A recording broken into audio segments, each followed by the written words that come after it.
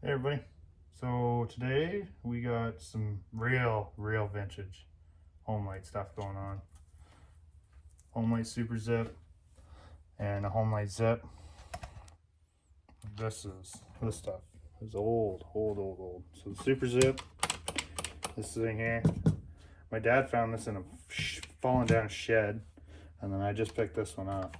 So the story on this one is it needs a carburetor. Carburetor's all seized, where this one here, if you can see, all free and nice and all that stuff. So we're gonna go through the zip, make sure it has spark, because this one doesn't, and I can't find points for them.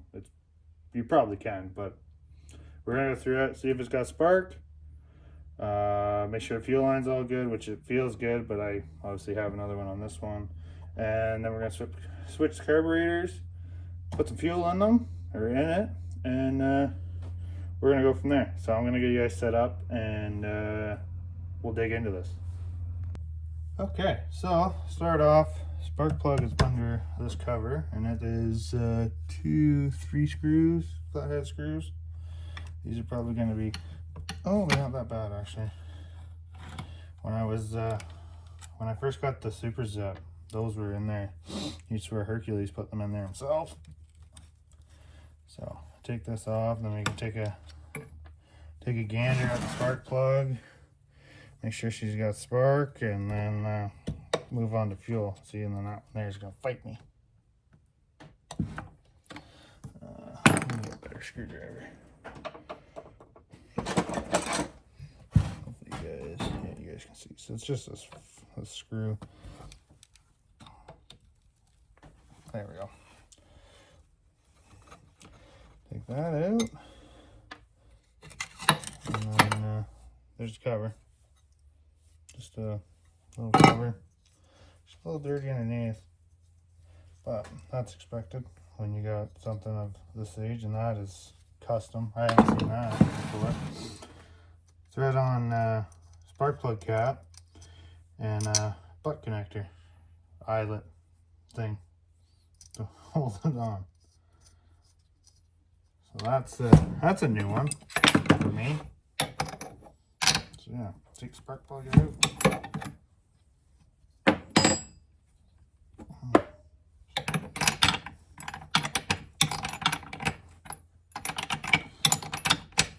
It's been a while since I put a video up, but I've been waiting on parts for the 46. It's coming together, but waiting on little odds and ends for it. I got another Mac 1010, but I'm waiting on parts for it as well. Look at that. Spark plug's like brand new in it. Get all this junk out of there. So we're gonna fasten this onto here the way it was on there. That's new. I've never even thought about doing that if your spark plug wire is a little short. Okay.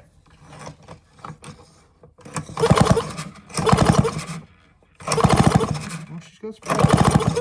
Sweet. Okay, so we can put this back in. She's got spark. It'd be hard to show you on camera, but it does have spark, so that's a bonus, because like I said, I've been looking since I got the Super Zip for points for it on eBay and groups on Facebook, and it seems like the guys that have them are keeping them for the saws they have, and nobody's making aftermarket for these dinosaurs. But I just think they're cool. I don't know. Maybe I'm weird, but there's something about them. Okay, so you're gonna throw this cap back on.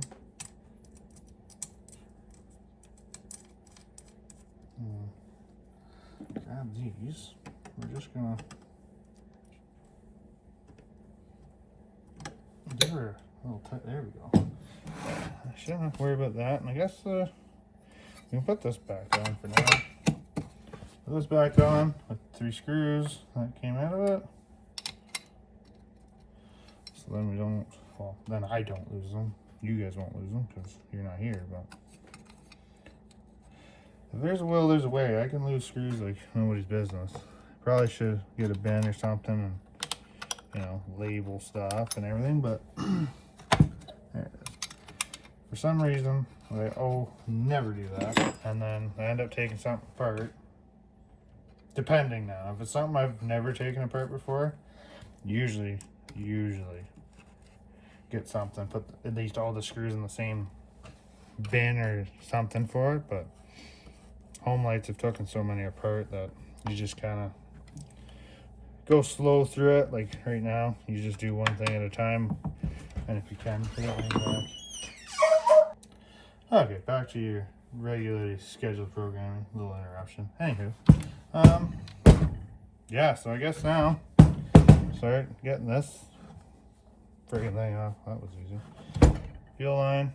Take that off. Get these whatever the heck you'd call these screws. I don't know. I think there's a piece missing off of this one that I think I have for the super zip, but because there should be a little air intake thing. Yeah, see this one, this saw has, I'm going to assume, has ingested a fair bit of sawdust, which sucks, but what can you do? So now, what do we got here? Oh yeah, I remember these now. These suck.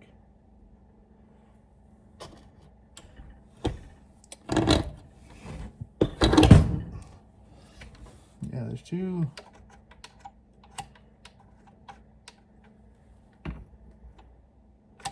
Oh, I see how that works. Yeah, okay. So there's two nuts. What is that? 7/16, I'm guessing? Of course you can't. You gotta. Don't make it easy. Now, do I just take the whole manifold off? Would that be easier? Probably. Well, we're gonna. Okay, I'm gonna grab the super zip and we're gonna take the carburetor off it. Just in case, because if I don't want to break a gasket if I don't have to, because it looks like I gotta take the whole manifold off. So I'm gonna grab the super zip off the floor. We're gonna take the carburetor off of it, make sure we don't rip no gaskets, and then we'll start on the regular zip and go from there. Okay, so I've already been at this one. So this one here, I can just stay like that for now.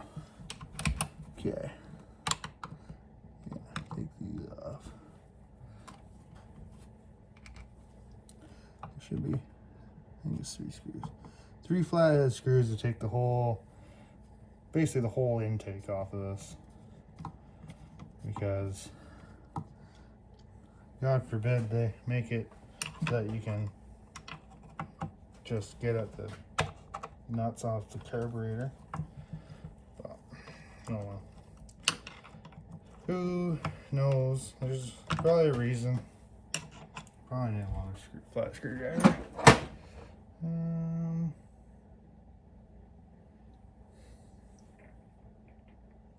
don't know if I have another. Oh, there we go. That's a little longer.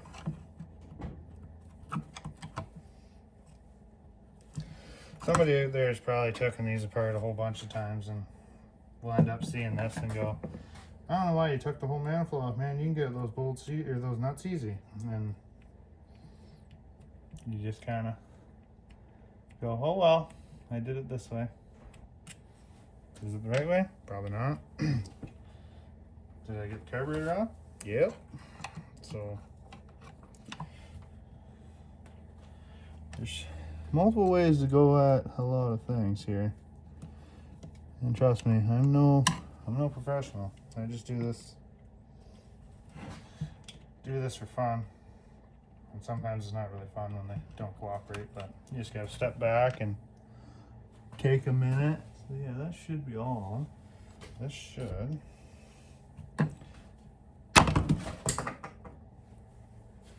Don't do that much force, I guess, but there it is.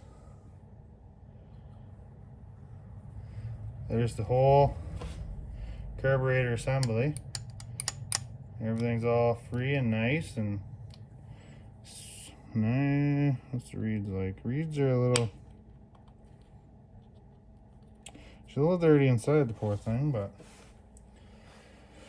I will. Very clean. Look at that. Take that and just generously spray that. That's a bunch of varnish in there. So what happens to these things? The old fellas that buy them brand new, once they're done with them, nobody really, unless you're a collector like I guess I am, nobody really wants them. And I don't know why. They're neat old rigs. They got a lot of history to them. But yeah, set that one on the ground. Grab the zip now. And repeat the process because it's gotta come up too. And this isn't a how-to kind of video. This is just, I bought this thing and I thought, yeah, you know what? I don't think a lot of guys work on zips. I don't know. Maybe people do. I don't really know. I know around here, if you find a zip here in Canada, if you find a zip or a super zip or any of these old school saws like these, either they're in a barn like my dad found my super zip, oh you bugger, or they're in somebody's collection. And this one here ended up, the guy just never got around to it and said he'd rather see somebody else do something with it than it sit in his garage. So lucky for me, I guess. Maybe it's just because I'm insane, but lucky for me, I got it, and it was only about half an hour from where I live, so not horrible, but it is what it is. No, hopefully this one here. Don't be stubborn. This might, yeah, there it is. Come on. There we go. There we go. Oh, that one just comes right out. No forcing. Oh yeah, she's nice inside. Oh. So this one's a little different. So that must be the differences between a zip and a super zip. I'm guessing is the way the reeds are. So a zip has like an XL12 style single flat reed in it, and the super zip is like a 76 and all them with the 4 reeds and a block and everything like that. So I guess I'm guessing that's sort of the difference. Question is, will this just go right on? I hope so. This thing is dirty. God, this thing is dirty. Okay. Minute left. Okay. Now, let's see here. Can I? Oh, are you going to come off or are you going to be stubborn? I'm going, it's probably going to be stubborn. Yep. I don't know what they made gaskets out of back in the day, but man, they're tough. Like, a gasket nowadays, if it stuck like this, you would be shocked. At least I would, because I know what they're like. But like, these friggin' things, once they're seated in there, from however many years they sit, they turn to just a hard old friggin' thing. I'm gonna have to clean this with the wire wheel or something. Okay. Well, I'm gonna clean this and I'll come right back. There's no sense in you watch me wire wheel this and catch my finger or something funny. Okay, change of plans. I'm gonna take these off because this thing is just crusty and dirty. We're gonna take these apart, take the intake, I guess you'd call it, off, and we're gonna switch it to this one because this one is clean, sort of, kind of, where this one is just a hassle. And then everything is sort of kind of correct on it, I guess you could say. So we're gonna, is that what it says here? Maybe. Okay, so they're maybe, no, they're probably about, no, they must be 7/16. Anyway, I'm just kind of just babbling on here. But okay, so there's one.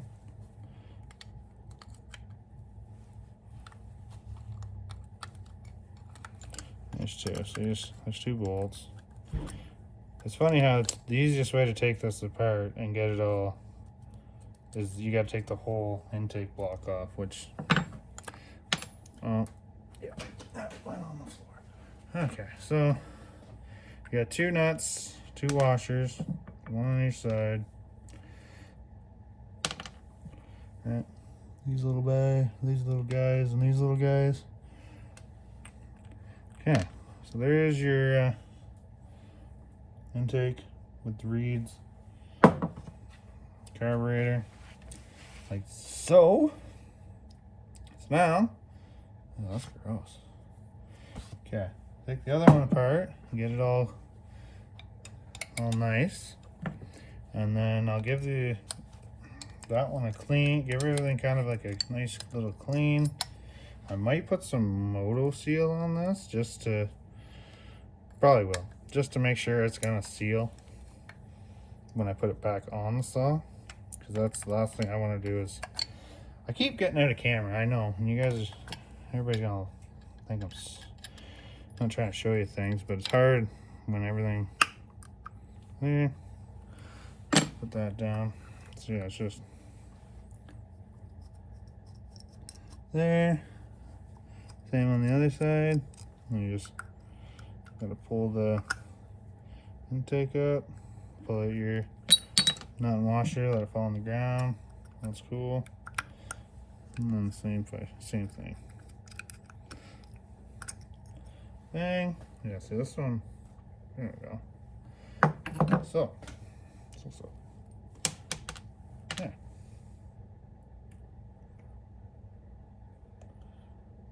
That gasket gonna come off nice.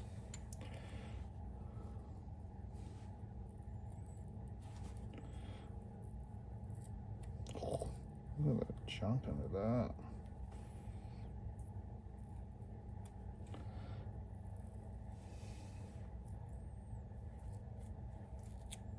Yeah, of course she'd rip. Oh, that's a bugger.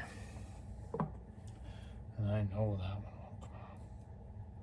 Oh, sometimes you get lucky, but I highly doubt it. Oh, maybe I will get lucky this time. Oh, we are gonna get lucky. Holy. I just gotta try and get that off that. Oh, there we go. There we go. Take gasket off. Bang. There we go. Things coming at Millhouse for me today.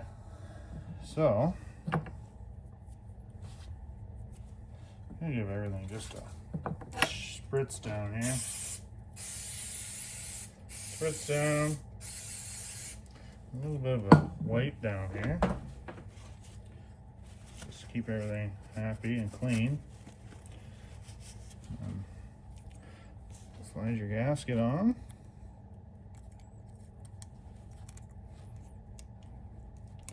All nice like.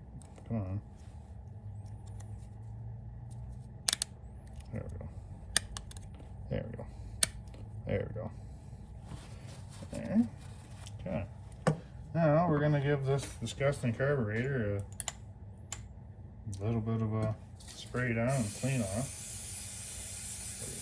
Really disgusting. If you do it now, and the amount I'm probably gonna run this saw will be just for the old S&As, and just for when somebody asks, oh, is that thing running? You pull it off the shelf and kind of show them, yeah, it does run actually. Thanks for asking. Yeah, that's the other one. Yeah. Pretty sure, yeah. Yeah, so, because it's not like I want to use this thing to actually cut firewood this fall, because no thanks. Because as much as I adore Homelites, I'll tell you right now, they are not fast. And if you guys have watched any of my shorts, but the only one that is fast is the one that I somewhat ported, kind of did some transfer work to. That's about the only sort of fast one, and honestly, I think my 55 Husky would probably run all over it. So that's just a little tidbit that nobody probably really cares about, but oh well. So now that goes like just like that. But here's the tricky part. You gotta get your, how can you guys see? Oh god, I'm way out of the dang camera. So you gotta get your washer in there like so, and then you gotta get your nut up in there too. This is where having big stupid fingers doesn't help. Come on. Oh, come on. Oh, this is so hard to do on camera. There we go. There we go. A little bit of patience. There we go. Now, do it all over again on this side. Washer first.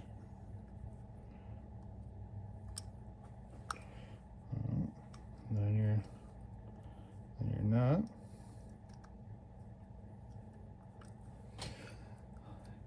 Everybody's gonna be fucking yelling at the camera. This guy doesn't know how to film. Yeah, you're right. I don't. I just do this for, well, mostly because why not? I do this stuff all the time. Why not share a little bit of knowledge? Because I'll be honest with you, I know the struggle of trying to learn how to work on, say, when I started working on these, well, Homelites at least, you could not find any information about them. Like you could, like if you watched Leon's Chainsaw Parts and Repair, the odd channel. But it's hard when you can pick these up for 20, 30 bucks. This zip cost me more than anything, but like I said, they're so rare.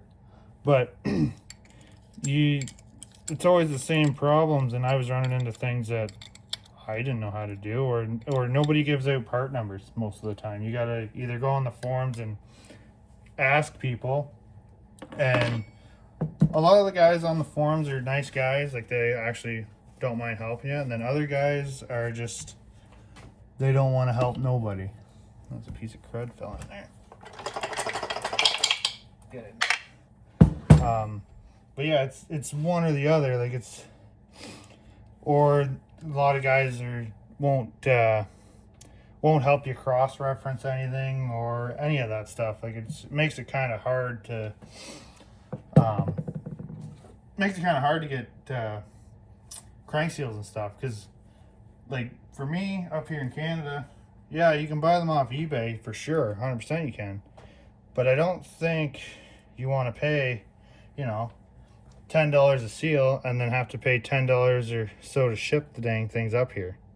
And that's the part that gets you, is the part, like, is basically the shipping. It's not the price. Yeah, you need it, so you're gonna buy it, but when you can buy SKF seals from, you know, your local bearing place up here for, you know, five bucks, and it's the same seal, just SKF, not Homelite or Textron or whatever. Yeah, I mean, you guys kind of figure probably what I mean, but it makes it a lot easier when you don't have to pay that $20-$30 to ship things up here, instead of, you know, well, paying that. Because by the time you get your seals up here, your $10 seal turns out to be $30-something after conversion and all that stuff, right? Because up here we're,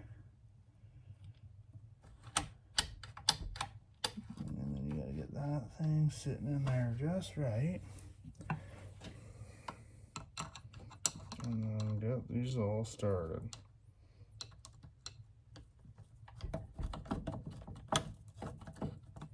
Okay, that one's kind of started. this one on there started. But yeah, I don't. Like I said though, I do this for fun. It's not even the fact that probably by the time I get done with some of these saws, I paid double of what I actually, like double in parts of what I actually paid for the saw itself. And a lot of guys probably think, just throw, they're not worth anything, right? And that's how you get them so cheap, because nobody knows what they are. And really, they're not. If you're just cutting, you know what I mean, couple bush cord here and there for a winter, yeah, you can get by with using them. Is your back gonna hurt and your hand's gonna, you know, tense or seize up because of the vibrations on them? Oh yeah, 100% there. But for me, because I used to use them all the time until I got my, my 266. Well, actually, I haven't even used my 266 to cut actual firewood. I've been using it to clean up from the ice storm we had up here. But I got that, and then I got my 038s, and as much as I'm not a diehard steel, whatever you call them, guy, you can't kill those saws.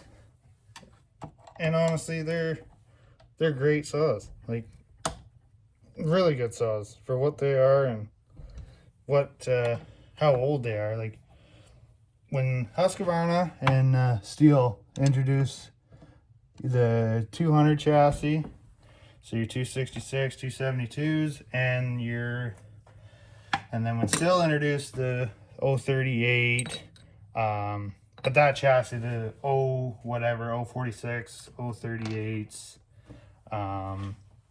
what else? Like 026s, all those really, well, I guess because they're newer, so it'd be the ones before those. So like your what the heck would they be? 056s and stuff, the older chassis.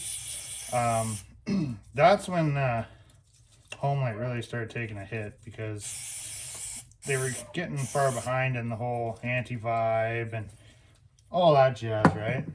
And then John Deere bought them, and then after that, I think it was Ryobi bought them in the 2000s, but that's when they kind of really got put away, basically, is what I'm trying to say, because I think that's the one. So we're gonna see, that shouldn't be on there, I don't think. No, because that doesn't fit. Okay, that doesn't fit. I don't know. Is it in here? I know I had it, but then I don't know where I put it. That's a bunch of spare reeds.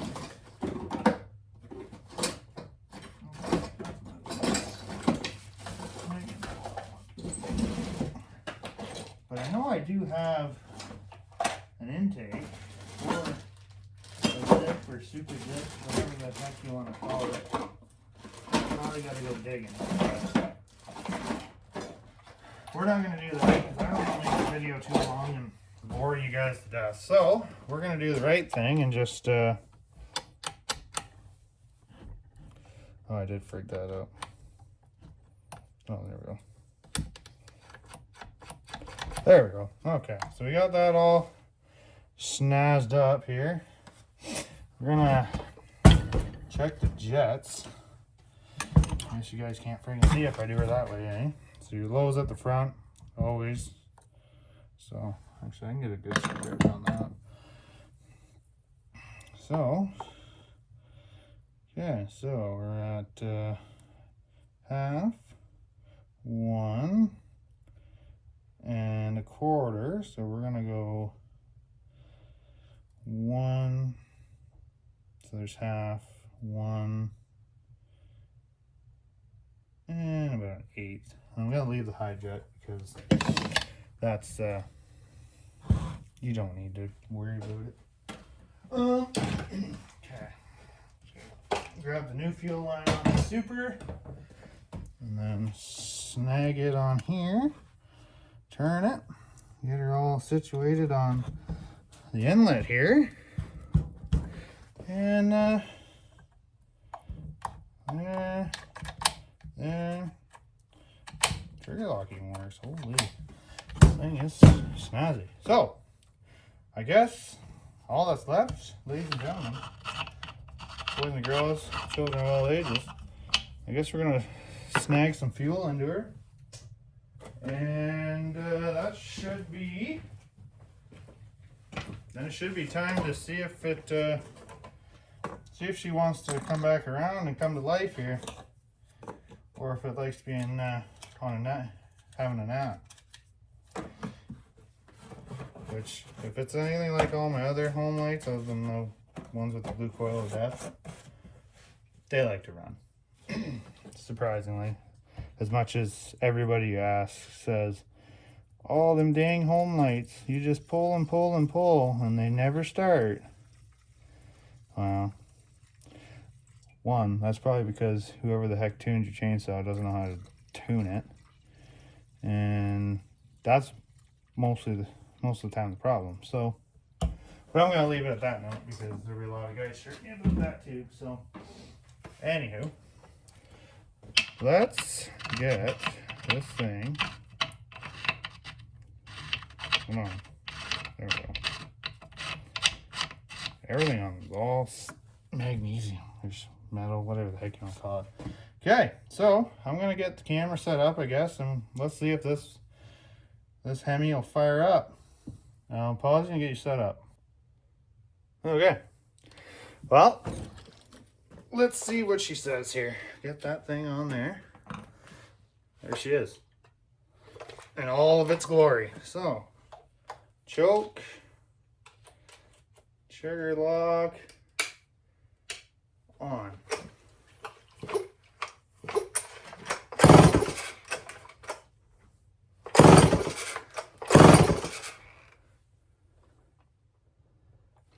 You got feel it?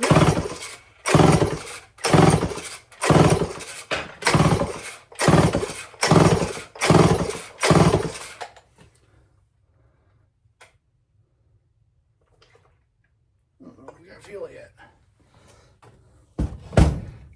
She might need a little kickstart here. Just gonna pour a little bit of gas right down the yap.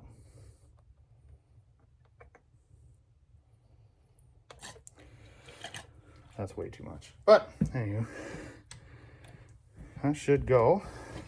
She should pop off.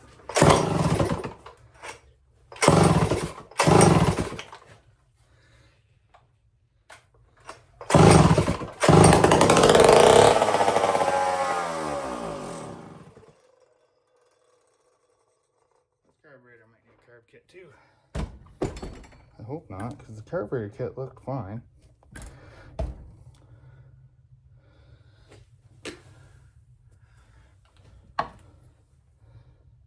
Unless the pickup is clogged, which very well could be from it sitting so much. Okay, well, we'll bottle feed it again, and we'll see if she wants to come to life. And if not, well, I'm gonna have to get. Oh, that's a lot. And if not, well then, I'm gonna have to get a carb kit for it.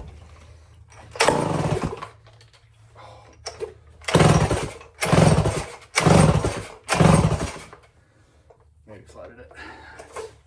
Probably flooded it.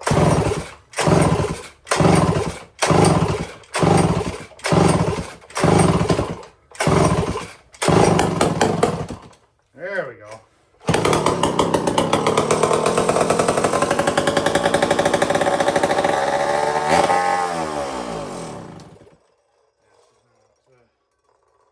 Not doing the fuel things. So it's looking like this carburetor might be pooched too.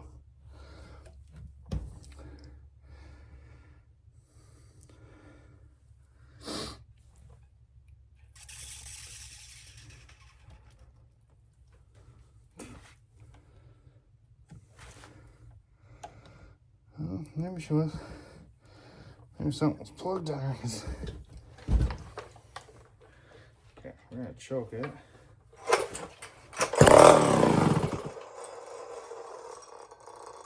Oh, we're pulling fuel.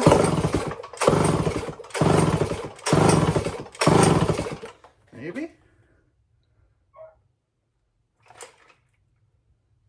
No, there's something clogging. Something's clogging here, ladies and gentlemen. Come on. Yeah, because there's just a little bit in it. Okay, I'm gonna grab my blowgun and we're gonna see if there's just something clogging it.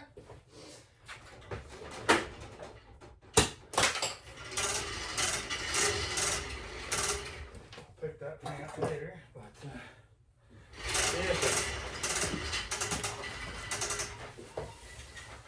you stay. Okay, this is gonna. Oh yeah.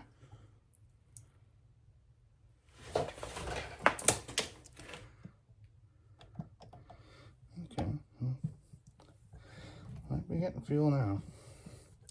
After it just peed fuel all over me, but we're getting places here.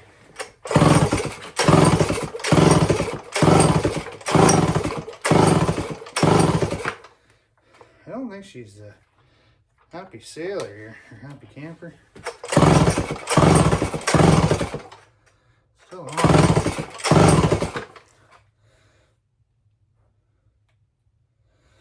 Yeah, I don't know. I don't think she's gonna go. Who knows?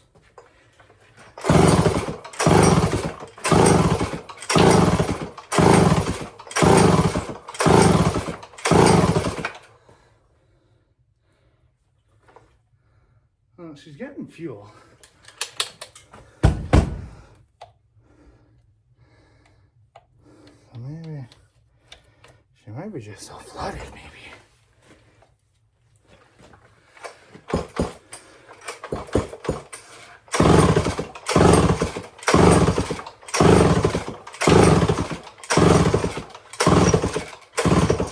Okay, well, I don't think it's gonna go, or it's just severely flooded, but it does run. You guys are just staring right at my gut. Here we go. So it does run, which is all I hope for. I'll have to make an update on it. I'll have to come back out at some point. I'll find that piece that goes, that I was telling you about, that air intake piece, so then it actually uses the air filter. But on another note, I got the 046 sitting here. It's coming together. 046 big bore. Got 460 plastics for the top and stuff. Just waiting on that crank seal that I messed up. It's got to go in. What else has got to go? Oh, and a recoil. Waiting on a recoil, and then first starts on the 046, which is exciting. And then other than that is basically this thing. I've been building this for 2 years. 266 Husqvarna with a bunch of no-name aftermarket parts. You can see actually it is a Husky 266. Yeah, I've been building this stuff for 2 years. Just here and there, putzing around, and then I forget about it, and then you go, oh crap, I still have that, so, and then you buy a couple more things for it, and then you forget about it again. Typical me. But other than that, and then actually I'll just grab this when I go to do that. I got another Mac. Actually, it's from my brother. He ran my Mac and thought it was the best thing since sliced bread, which I don't know why he'd think that. He's got a brand new 462 still. Pick that thing up before I forget about it.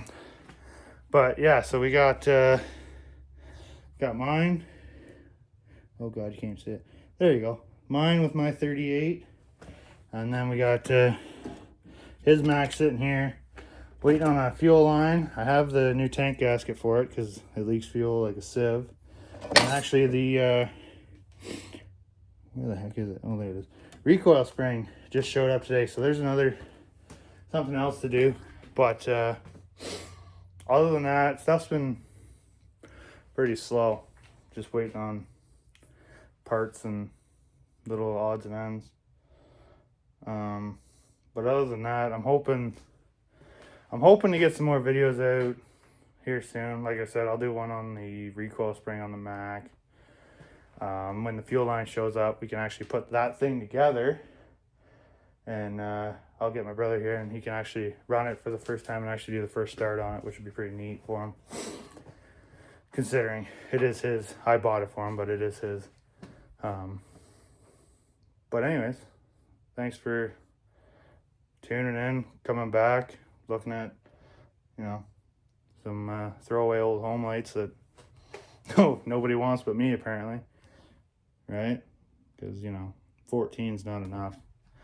Okay, guys, thanks for watching. See you on the next one.